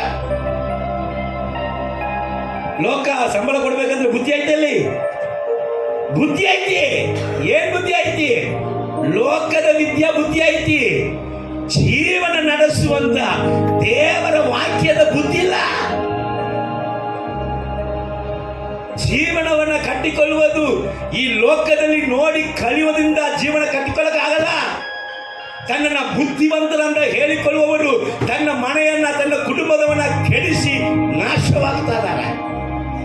ಆದರೆ ಜೀವನವನ್ನ ಕಟ್ಟಿಕೊಳ್ಳಬೇಕಂದ್ರೆ ಈ ಸತ್ಯ ವೇದದ ಅರಿವು, ಜ್ಞಾನವು, ದೇವರ ಆತ್ಮನಲ್ಲಿ, ದೇವರ ಭಕ್ತಿಯಲ್ಲಿ ನಡೆಯುವಂತ ಒಂದು ಭಕ್ತಿಯುಳ್ಳದಂತ ಜೀವನದಿಂದಲೇ ಈ ನಾಲಿಗೆಯನ್ನ ನಾವು ಕಾಪಾಡಿಕೊಳ್ಳುವುದಕ್ಕೆ ಸಾಧ್ಯ ಆಗ್ತದೆ. ಈಗ ನೋಡ್ರಿ, ಅನೇಕ ಕಾರ್ಯಗಳು ಹೇಳಬೇಕಾದ್ರೆ ಸಮಯ ಏನಾಗ್ತಾ ಇದೆ? ಭಯಂಕರ ಹತ್ರ ಬರ್ತಾ ಇದೆ. ಸೊ ಆದ್ರೂ ಕೂಡ ನಾನು ಹೇಳ್ತೀನಿ, ಗಮನಿಸ್ತೀನಿ. ಕೀರ್ತನೆಕಾರನು ಇಲ್ಲಿ ಹೇಳ್ತಾ ಇದ್ದಾನೆ, 34ನೇ ಅಧ್ಯಾಯ 11ನೇ ವಾಕ್ಯದಿಂದ 13ನೇ ವಾಕ್ಯ ತನಕ ಬರೀತಾ ಇದ್ದಾನೆ. ಮಕ್ಕಳೀರ ಬನ್ನಿರಿ, ನನ್ನ ಮಾತನ್ನು ಕೇಳಿರಿ, ನಾನು ಯೆಹೋವನನ್ನ ಭಯವನ್ನು ಕಲಿಸುವೆನು. ಹಲ್ಲೆಲೂಯಾ. ಏನ್ ಮಾಡ್ರಿ? Hello, brothers, sisters, Andes, uncles, youths ಎಲ್ಲ ಬನ್ನಿರಿ. ಮಕ್ಕಳಿರ ಬನ್ನಿ ಬನ್ನಿ ಬನ್ನಿ. ಕೇಳು, ಏನ್ ಕೇಳು? ನನ್ನ ಮಾತನ್ನ ಕೇಳ್ರಿ. ನಾನು ಯೆಹೋವನ ಭಯವನ್ನು ನಿನಗೆ ಕಲಿಸುತ್ತೇನೆ. ನಿನಗೆ ದೀರ್ಘಾಯಿಸ್ಬೇಕಾ? ಏನ್ ಬೇಕಾ? ದೀರ್ಘಾಯಿಸ್ಬೇಕಾ? ಬಹು ದಿವಸ ಬದುಕಿ ಸುಖವನ್ನು ಅನುಭವಿಸಬೇಕಾ? ಬಹು ದಿವಸ ಬದುಕಿ ಸುಖವನ್ನ ಏನಾಯ್ತೆ?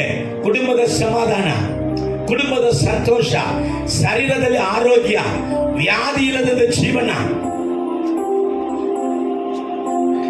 ಗಲಿಬಿಲಿ ಇಲ್ಲದಂತ ಜೀವನ, ಜಗಳ ಇಲ್ಲದಂತ ಜೀವನ, ಅಸಮಾಧಾನ ಇಲ್ಲದಂತ ಜೀವನ ನಿನಗೆ ಬೇಕಾ? ಅದು ಬೇಕಂದ್ರೆ ಏನ್ ಮಾಡ್ಬೇಕಂತೆ? ಹಾಗಾದ್ರೆ ಕೆಟ್ಟದಿಗೆ ಹೋಗದಂತೆ ನಾಲಿಗೆಯನ್ನು ಕಾದುಕೋ. ಏನ್ ಮಾಡ್ಬೇಕು? ಇದೆಲ್ಲ ನೀವು ಹೊಂದಿಕೊಳ್ಬೇಕಂದ್ರೆ ಕೆಟ್ಟದಿಗೆ ಹೋಗದಂತೆ ನಾಲಿಗೆಯನ್ನ ಕಾದುಕೋ.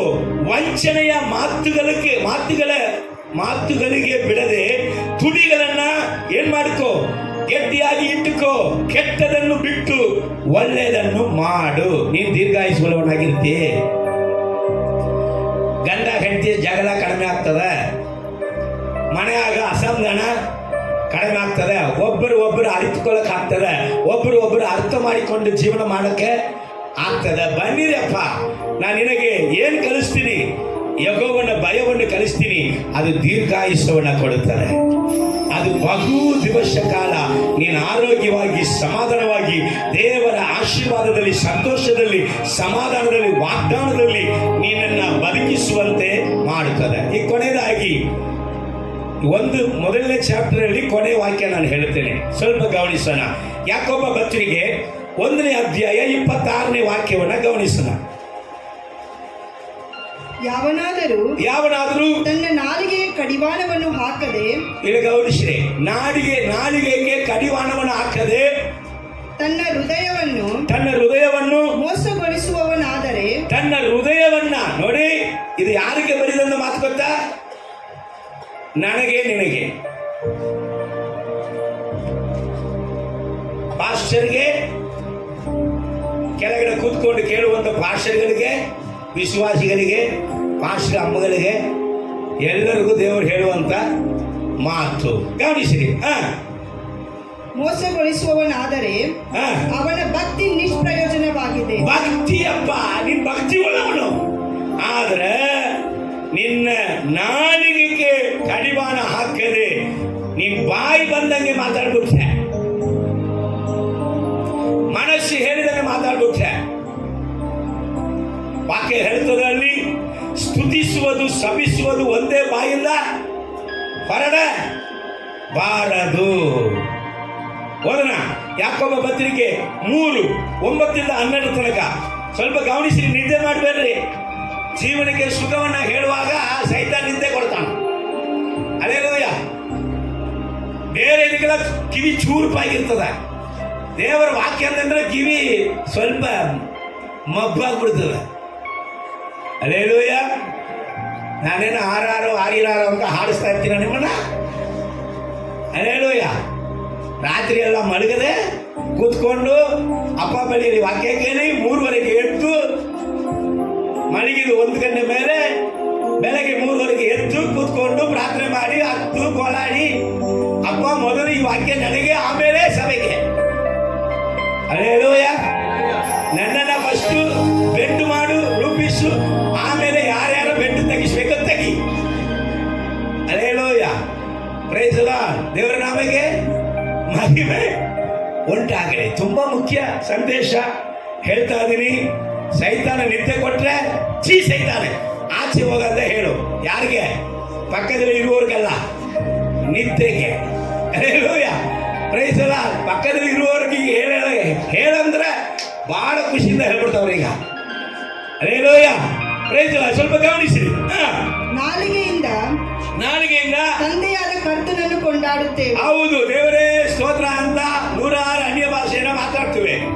ಅದರಿಂದಲೇ ದೇವರ ಅದರಿಂದಲೇ ದೇವರ ಹೋಲಿಕೆಗೆ ಸರಿಯಾಗಿ ಉಂಟು ಮಾಡಲ್ಪಟ್ಟ ಮನುಷ್ಯರನ್ನು ಶಪಿಸುತ್ತೇವೆ. ಸರ್, ನಿಮ್ಮ ಹೆಂಡತಿ ದೇವರ ಹೊಗಳಿಕೆಗೆ ಸರಿಯಾಗಿ ಉಂಟು ಮಾಡಲ್ಪಟ್ಟವಳು. ಮದುವೆ ಆಗಿದಂತ ಹೆಂಡತಿ ಅಂತ ನಿಮ್ ಇಷ್ಟ ಬಂದಂಗೆ ಬಾಯಲ್ಲಿ ಒಳಸ್ ಮಾತಾಡಕ್ಕೆ ಆಗುದಿಲ್ಲ. ಸುಮಾರು ಹೆಂಡತಿ ಗಂಡನನ್ನ ಊರಲ್ಲಿ ಇರುವನಲ್ಲ, ಅವನು ಯೋಗ್ಯನೋ, ಇವನು ಸರಿದಾನ, ಅವನು ಹಂಗಿದಾನ ಹಿಂಗಿದಾನ ಅಂದವ. ಗಂಡನ ಮಾತ್ರ ಇದು ಏನು ಬೇಕಿಲ್ಲ, ಇದೆಲ್ಲ ಯಾಮಾರ್ಕೊಂಡೇ ಬರ್ತದೆ. ಇದು ಏನ್ ಮಾಡ್ಬೋದು ಆಗೋದಿಲ್ಲ. ಮತ್ತೆ ನಿನ್ ಜೀವನ ಹಂಗೆ ಇರ್ತದ. ಹಲ್ಲೆಲೂಯಾ. ದೇವರು ಕೊಟ್ಟದನ್ನ ಗಣಪಡಿಸು, ಅವಾಗ ದೇವರು ನಿನ್ನನ್ನು ಗಣಪಡಿಸು. ಕರಗಳ ತಟ್ಟು. ಹಲ್ಲೆಲೂಯಾ. ದೇವರು ಕೊಟ್ಟದನ್ನ ಗಣಪಡಿಸು, ಆಮೇಲೆ ಕರ್ತನು ನಿಮ್ಮನ್ನ ಗಣಪಡಿಸು. ಹಲ್ಲೆಲೂಯಾ. ಸ್ತೋತ್ರ. ಹೋದ್ರಿ. ಅದೇ ಬಾಯಿಂದ ಸ್ತುತಿ ಶಾಪ ಎರಡೂ ಬರುತ್ತವೆ. ಸ್ತುತಿ ಶಾಪ ಎರಡೂ ಬರ್ತವ. ನನ್ನ ಸಹೋದರರೇ, ಹೀಗಿರುವುದು ಯೋಗ್ಯವಲ್ಲ. ಅಪ್ಪ, ಇದು ಯೋಗ್ಯ ಇಲ್ಲಪ್ಪ. ಇದು ಕ್ರೈಸ್ತನಿಗೆ ಯೋಗ್ಯವಾದದಲ್ಲ. ಇದು ಕ್ರೈಸ್ತನಿಗೆ ಯೋಗ್ಯವಾದದಲ್ಲ. ಮಕ್ಕಳು ದೇವರ ಸ್ವರೂಪದಲ್ಲಿ ಉಂಟು ಮಾಡಲ್ಪಟ್ಟವರು. ಎರಡು ಬಡಿ ಬರವಾಗಿಲ್ಲ.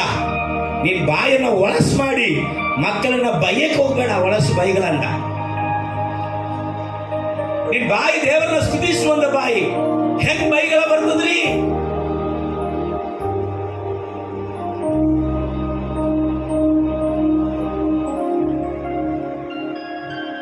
ನಿಮಗ್ ಬರುವುದಿಲ್ಲ ಅಂತ ಅನಿಸ್ತಾರೆ. ಹಲ್ಲೆಲೂಯಾ. ನೀವು ನೋಡಿದ್ರೆ ಹಂಗೆ ಅನಿಸ್ತಾರೆ. ಹಲ್ಲೆಲೂಯಾ. ನೀವೆಲ್ಲ ಬಹಳ ಒಳ್ಳೆಯವರು. ಸರಿ, ಪರವಾಗಿಲ್ಲ. ಬೇರೆ ಯಾರಿಗಾದ್ರು ಹೋಗಿ ಸ್ವಾತಿ ಸಾರ್ರಿ, ಮಕ್ಕಳನ್ನ ಬೈಗಳ ಬೈಬೇಡ್ರಿ. ಹಲ್ಲೆಲೂಯಾ. ಮಕ್ಕಳ ತಂದೆ ತಾಯಿಗಳು ಮೀಟಿಂಗ್ ತಿರುಗಾ ಮಾಡ್ಬೇಕಂತ ಮಕ್ಕಳು ಹೇಳ್ತಾ ಇದಾರೆ. ಅವಾಗ ಗೊತ್ತಾಗ್ತದೆ ನೀವು ಯಾರು, ನಿಮ್ಮ ಕಥೆ ಏನು, ನಿಮ್ಮ ಪಿಕ್ಚರ್ ಏನು ಎಲ್ಲ ಗೊತ್ತಾಗ್ತದೆ. ಗಮನಿಸಿ ಹೋದ್ರ. ಊಟೆಯ ಒಂದೇ ಬಾಯಿಂದ, ಇದು ತುಂಬಾ ಮುಖ್ಯ. ಊಟೆಯ ಒಂದೇ ಬಾಯಿಂದ ಸಿಹಿ ನೀರು ಕಹಿ ನೀರು ಎರಡೂ ಹೊರಡುವುದುಂಟೆ. ಸಾರ್, ನಿಮ್ಮ ನಳದಿಂದ ಸಿಹಿ ನೀರು ಕಹಿ ನೀರು ಎರಡು ಬರ್ತದ? ಬೋರ್ ಹೊಡೆದಿರ್ರಿ, ಒಂದು ಸಿಹಿ ನೀರು ಬರ್ತದ ಬೋರಲ್ಲಿ. ಇಲ್ಲದಿದ್ರೆ ಕಹಿ ನೀರು ಬರಬೇಕು. ಕಹಿ ನೀರು ಬಂದ್ರೆ ಬೋರ್ ಮುಚ್ಚಿಬಿಡು. ಸಿಹಿ ನೀರು ಬಂದ್ರೆ ಬೋರ್ ಯೂಸ್ ಮಾಡ್ತೀವಿ. ನಿನ್ನೆ ಟ್ಯಾಕಿ ತುಂಬಿಸಿದೆ ಸಿಂಡಕ್ಸ್, ಸಿಹಿ ನೀರಾಯಿತು. ಇವತ್ತು ಟ್ಯಾಕಿ ತುಂಬಿದೆ, ಕಹಿ ನೀರು ಬಂತು. ಹಂಗಾಗಿತ್ತ? ಯಾರಿಗಾದ್ರೆ ಹಂಗಾಗ್ತದ? ಅದು ಕರೆಕ್ಟಾಗಿ ಕೆಲಸ ಮಾಡ್ತದ. ದೇವರು ಸೃಷ್ಟಿ ಮಾಡಿದ್ದು ಎಲ್ಲವೂ ಏನಾಗ್ತದ, ಅದರ ಕೆಲಸ ಪರ್ಫೆಕ್ಟ್ ಆಗಿ ಮಾಡ್ತದೆ. ಅದೇನಪ್ಪ? ಊಟೆಯ ಒಂದೇ ಬಾಯಿನಿಂದ ಸಿಹಿ ನೀರು ಕಹಿ ನೀರು ಹೊರಡುವುದು ಉಂಟೆ. ನಾನು ಆತ್ಮೀಯನೇ ಅಂತ ಹೇಳಿ ನಿನ್ನ ಬಾಯಿಂದ ಒಳಸು ಮಾತುಗಳು ಮಾತಾಡುವುದಾದ್ರೆ ಬಂದ್ರೆ ನಿನ್ನ ಆತ್ಮೀಗ ಜೀವನ ಡಮ್ಮಿ. ಏನಮ್ಮಿ? Dummy. Hallelujah. Praise the lord. Praise the lord ಹೇಳೋದಿಲ್ಲ? Praise the lord. ಹಲ್ಲೆಲೂಯಾ. ದೇವರ ನಾಮಕ್ಕೆ ಮಹಿಮೆಯಾಗಲಿ. ನಾವು ಮುಗಿಸ್ಬಿಡೋಣ. ಒಂದು ಸ್ವಲ್ಪ ಇದೆ, ಮುಗಿಸ್ಬಿಡೋಣ. ಓದಮ್ಮ. ನನ್ನ ಸಹೋದರರೇ, ಅಂಜೂರದ ಮರವು ಎಣ್ಣೆ ಮರದ ಕಾಯಿ ಬಿಡುವುದು. ಅಂಜೂರದ ಮರ ಎಣ್ಣೆ ಮರದ ಕಾಯಿನ ಬಿಡುವುದು. ದ್ರಾಕ್ಷಿ ಬಳ್ಳಿಯಲ್ಲಿ ಅಂಜೂರದ ಹಣ್ಣಾಗುವುದು. ಹಾಗೆಯೇ ಉಪ್ಪು ನೀರಿನ ಬಾವಿಯಿಂದ ಸಿಹಿ ನೀರು ಬರುವುದಿಲ್ಲ. ಒಳಸ್ ಬಂದ್ರೆ ನೀನು ಉಪ್ಪು ನೀರಿನ ಬಾವಿ. ಸಿಹಿ ನೀರಿನ ಬಾವಿ ಒಳಸ್ ಬರಂಗಿಲ್ಲ. ಹಲ್ಲೆಲೂಯಾ. ಸಿಹಿ ನೀರಿನ ಬಾವಿ ಗಂಡನ ಹತ್ರ ಸುಳ್ಳು ಹೇಳಂಗಿಲ್ಲ. ಸಿಹಿ ನೀರಿನ ಬಾವಿ ಹೆಂಡತಿ ಹತ್ರ ಸುಳ್ಳು ಹೇಳಂಗಿಲ್ಲ. ಸಿಹಿ ನೀರಿನ ಬಾವಿ ಇನ್ನೊಬ್ಬರಿಗೆ ವಿರುದ್ಧವಾಗಿ ಚಾಡಿ ಹೇಳುವುದಿಲ್ಲ. Hallelujah. Praise the Lord. So ಆದ ಕಾರಣ ದೇವರ ಮಕ್ಕಳು ನಾವು ಸಿಹಿ ನೀರು. ಹಲ್ಲೆಲೂಯಾ. ದೇವರ ಮಕ್ಕಳು ನಾವು ಯಾರು? ಸಿಹಿ ನೀರಿನ ಬಾವಿ. ಸೊ ಆದ ಕಾರಣ ನೀವು ದೇವ ಭಕ್ತಿ ಉಳ್ಳವರು ಅಂತ ಹೇಳುವುದಾದರೆ ನಿಮ್ಮ ಬಾಯಿಗೆ ನಾಲಿಗೆಗೆ ನೀವು ಕಡಿವಾಣ ಹಾಕದೆ ಹೋದರೆ ನಿಮ್ಮ ಹೃದಯವನ್ನು ಮೋಸಗೊಳ್ಳುತ್ತೇವೆ. ನಿಮ್ಮ ಹೃದಯದಲ್ಲಿ ಇರುವಂತ ಯೇಸುವಿಗೆ ಮೋಸ, ನಿಮ್ಮ ಹೃದಯದಲ್ಲಿ ಇರುವಂತ ರಕ್ಷಣೆಗೆ ಮೋಸ, ನಿನ್ನ ಹೃದಯದಲ್ಲಿ ಇರುವಂತ ಪರಿಶುದ್ಧ ಆತ್ಮನಿಗೆ ಮೋಸ. ಸರಿ, ಒಂದೇ ಒಂದು ಹೇಳಿ ಮುಗಿಸ್ಬಿಡ್ತೀನಿ. ಎರಡನೇ ಪಾರ್ಟಿಗೆ ಮುಂದಿನ ವಾರ ಹೋಗೋಣ. ಯಾರಪ್ಪ ಮಾನವನು ಎಲ್ಲವನ್ನ ಹತೋಟಿಗೆ ತರ್ತಾನೆ, ಅದರ ಬಾಯನ್ನು ಹತೋಟಿಗೆ ತರುವುದು ತುಂಬಾ ಕಷ್ಟ. ಆದ್ರೆ ಯಾರಿಂದ ಮಾಡಕ್ಕಾಗ್ತದೆ? ದೇವರ ಮನುಷ್ಯನಿಂದ. ಇನ್ನು ನಾನು ನಿಮಗೆ ಹೇಳುತ್ತೇನೆ, ಸತ್ಯ ವೇದ ಹೇಳುತ್ತವೆ, ನೀವು ನಿಮ್ಮ ಸ್ವಂತ ಸೊತ್ತು ಅಲ್ಲ. ಯಾರೇ? ನೀವು ನಿಮ್ಮ ಸ್ವಂತ ಸೊತ್ತು ಅಲ್ಲ, ನಿಮ್ಮನ್ನ ಯೇಸು ಕ್ರಿಸ್ತನು ಕ್ರಯಕ್ಕೆ ಕೊಂಡುಕೊಂಡಿದ್ದಾನೆ. ಸೊ ಇದನ್ನ ಯಾರು ಜಯಿಸಕ್ಕಾಗ್ತದೆ? ನಾನು ನನ್ನಿಷ್ಟಕ್ಕೆ, ನನ್ನ ಆಲೋಚನೆಗೆ ತಕ್ಕಂತೆ, ನನ್ನ ಯೋಚನೆಗೆ ತಕ್ಕಂತೆ ನಾನು ನಡೆಯುವುದಿಗೆ ಮಾಡುವುದಿಗೆ ಆಗುವುದಿಲ್ಲ. ಯಾಕೆಂದ್ರೆ ನಾನು ದೇವರ ಸ್ವಂತ ಸೊತ್ತು ಅಂತ ಎಂತ ವ್ಯಕ್ತಿ ಅದನ್ನ ತಿಳಿದುಕೊಳ್ಳುತ್ತಾರೋ, ಅದನ್ನ ಒಪ್ಪಿಕೊಳ್ಳುತ್ತಾರೋ, ನನ್ನ ಹತ್ರ ಕೈಯಲ್ಲಿ ರೊಕ್ಕ ಇದೆ ಅಂತ ಏನ್ ಬೇಕಾದ್ರೆ ತಗೊಳ್ಳೋದಲ್ಲ, ಅದು ದೇವರಿಗೆ ಚಿತ್ತವಾ?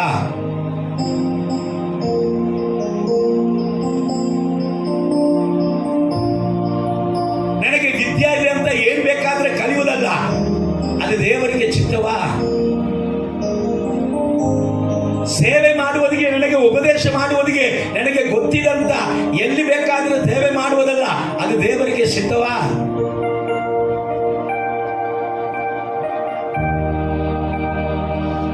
ಊಟ ಕೊಡ್ತಾರಂತ ಹೇಳಿದಾಗ ಎಲ್ಲಿ ಹೋಗು, ಎಲ್ಲಿ ಬೇಕಾದ್ರೂ ಹೋಗಿ ತಿನ್ನಕ್ಕೆ ಆಗೋದಿಲ್ಲ. ವಾಕ್ಯ ಹೇಳ್ತದೆ, ಕುತ್ತಿಗೆಗೆ ಕತ್ತಿ ಇರು, ಭೋಜನ ಪ್ರಿಯನಾಗಿರಬೇಡ. ಎಲ್ಲ ಊಟವು ದೇವರಿಗೆ ಯೋಗ್ಯವಾದದಾಗಿ ಇರುವುದಕ್ಕೆ ಸಾಧ್ಯ ಇಲ್ಲ. ದೇವರಿಗೆ ಚಿತ್ತವಾ? ಯಾಕೆ ಚಿತ್ತವಾ ಅಂತ ಕೇಳಬೇಕು. ನಾನು ನನ್ನ ಸ್ವಂತ ಅಲ್ಲ. ನಾನು ಮನಸ್ಸಿಗೆ ಬಂದಕ್ಕೆ ಒಬ್ಬಕ್ಕಿನ ಲವ್ ಮಾಡುವುದು, ನಾನು ಮನಸ್ಸಿಗೆ ಬಂದಕ್ಕೆ ಒಬ್ಬನನ್ನ ಮದುವೆ ಮಾಡಿಕೊಳ್ಳುವುದು, ನಾನು ಮನಸ್ಸಿಗೆ ಬಂದಂಗೆ ಜೀವನ ಮಾಡುವುದಕ್ಕೆ ನಾವು ಕ್ರೈಸ್ತರು ನಮ್ಮ ಸ್ವಂತ ಸೊತ್ತು ಅಲ್ಲ ರೀ. ನಮ್ಮನ್ನ ಒಬ್ಬರು ಕ್ರಯ ಕೊಂಡುಕೊಂಡಿದ್ದಾನೆ. ನಾವು ಎಲ್ಲಿ ಹೋಗಬೇಕು, ಏನ್ ಮಾಡಬೇಕು, ಎಲ್ಲಿ ಕೂತ್ಕೋಬೇಕು, ಯಾವ ಬಿಸ್ನೆಸ್ ಮಾಡಬೇಕು, ಯಾವ ಹೆಣ್ಮಗಳನ್ನ ಮದುವೆ ಮಾಡಬೇಕು, ಯಾವ ಸೇವೆ ಮಾಡಬೇಕು, ಯಾರ ಜೊತೆಗೆ ಹೇಗೆ ಮಾತಾಡಬೇಕು, ಇದೆಲ್ಲ ಯಾರು ಕೊಡ್ತಾನಂತೆ? ವಾಕ್ಯ ಹೇಳ್ತದೆ, ನೀನು ಯಾರ ಬಳಿಯಲ್ಲಿ ಹೇಗೆ ಮಾತಾಡ್ಬೇಕಂತ ಆ ಟೈಮಲ್ಲಿ ನೀನು ಮಾತಾಡುವುದಿಲ್ಲ, ಪರಿಶುದ್ಧ ಆತ್ಮನು ನಿನ್ನ ಬಾಯಿಂದ ಮಾತಾಡ್ತಾನೆ. ಅದಕ್ಕೆ ವಾಕ್ಯ ಹೇಳ್ತಾರೆ, ಯಾವಾಗಲೂ ಪ್ರಾರ್ಥನೆ ಮಾಡ್ತಾ ಇರು, ಯಾವಾಗಲೂ ಸ್ತುತಿಸುತ್ತಾ ಇರು. ಯಾಕೆಂದ್ರೆ ಒಳಗಡೆ ಸ್ತುತಿ ಸ್ತೋತ್ರ ಪ್ರಾರ್ಥನೆ ಎಂಬುದಾಗಿ ಒಂದು ಅಗ್ನಿ ಬೆಂಕಿ ಅದು ಉರಿಯುತ್ತಾ ಇದ್ರನೆ ದೇವರ ಚಿತ್ತ ಏನು, ದೇವರ ಆಲೋಚನೆ ಏನು, ದೇವರ ನಡೆಸುವಿಕೆ ಏನು, ದೇವರ ಉಪದೇಶ ಏನೆಂಬುದಾಗಿ ನಿನ್ನನ್ನು ಹೇಳಿ ನಡೆಸುತ್ತದೆ. ಇಲ್ಲಿ ಉರಿಯದಿದ್ದರೆ ನಿನ್ನ ಮೈಂಡ್ ಅಲ್ಲಿ ಇರುವುದು ನಿನ್ನ ಅದೇನದು ಬರ್ತಾಗ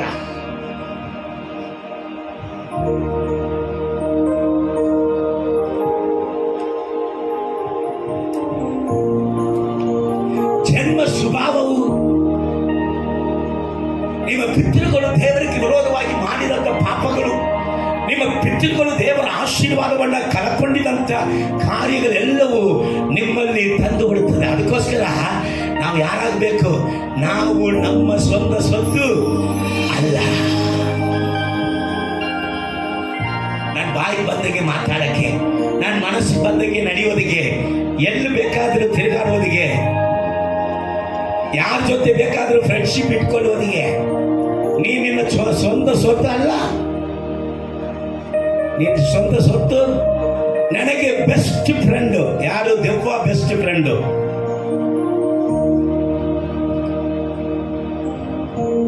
ಇವತ್ತು ಕ್ರೈಸ್ತರು, ದೇವರ ಮಕ್ಕಳು, ದೇವರ ಕುಟುಂಬದಲ್ಲಿ ಹುಟ್ಟಿದಂತ ಮಕ್ಕಳು, ಅಭಿಷೇಕ ಹೊಂದಿದವರು, ಸ್ವಾರ್ಥೆಯನ್ನು ಸಾರಿದವರು, ನೀವು ಕೂಡ ಕೆಟ್ಟು ಹೋಗುವುದಕ್ಕೆ ಕಾರಣ ವಾಕ್ಯ ಹೇಳ್ತಾರೆ, ದುರ್ಸಂಗ ಸಹವಾಸ ಸದಾಚಾರವನ್ನು ಕೆಡಿಸುತ್ತದೆ. ಸರ್, ನಿನ್ನ ಫ್ರೆಂಡ್, ನಿನ್ನ ಸ್ನೇಹವು, ನಿನ್ನ ಫೋನ್ ಕಾಲು, ನೀನ್ ಮಾತಾಡ್ತಾ ಇರುವಂತ ಮಾತಿನಲ್ಲಿ ಪಾಪ ಇಲ್ಲದೆ ಹೋಗುವುದಿಲ್ಲ. ಎಷ್ಟು ಬೇಕೋ ಅಷ್ಟೇ ಮಾತಾಡು. ಲೋಕದಲ್ಲಿ ಜಾಸ್ತಿ ಮಾತಾಡೋಕೆ ಹೋಗ್ಬೇಡ. ಲೋಕದವನತ್ರ ಎಷ್ಟು ಮಾತಾಡ್ತೀರಿ? ಅವನೇನ್ ಮಾತಾಡ್ತಾನೆ? ನಿನ್ನೆ ನೋಡಿದ್ರೆ ಸಿನಿಮಾ ಮಾತಾಡ್ತಾನೆ. ಇಲ್ಲದಿದ್ರೆ ಅವನ ಲವರು ಅವನಿಗೆ ಫೋನಲ್ಲಿ ಏನು ಮಾತಾಡಿದ್ರು, ಏನು ಕೊಟ್ಟರು, ಏನು ಪಿಕ್ಚರ್ ಇತ್ತು ಅಂತ ನಿನಗೆ ತೋರಿಸ್ತಾನೆ. ಇಲ್ಲದಿದ್ರೆ ಸುಮಾರು ಕೆಟ್ಟ ಕೆಟ್ಟ ವಿಡಿಯೋಗಳನ್ನ ನಿನಗೆ ತೋರಿಸ್ತಾನೆ. ಬೇರೆ ಏನು ಲೋಕದಲ್ಲಿ ನೀನು ಕಲ್ತ್ಕೊಳ್ಳೋಕೆ ಸಾಧ್ಯ?